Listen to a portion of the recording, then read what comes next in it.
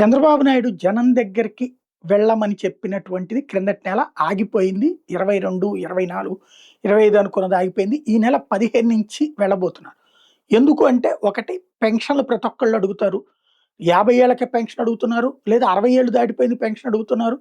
అట్లాగే రెవెన్యూ సమస్యలు ఉంటున్నాయి. ఇంకో పక్కన ఫీజు రియంబర్స్‌మెంట్ ఏంటో తెలీదు. ఇట్లాంటి స్థితిలో.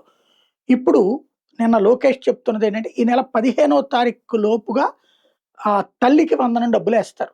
అది స్కూల్ పిల్లలకి, కాలేజీ, ఇంటర్మీడియేట్ పిల్లల వరకొస్తుంది తల్లికి వందనం. డిగ్రీ వాళ్ళకి రావట్లేదు. ఏది ఫీజు రియంబర్స్‌మెంట్. కాబట్టి అది పక్కన పెట్టేసి ముందు ఈ డబ్బులు అకౌంట్‌లో వేస్తారు.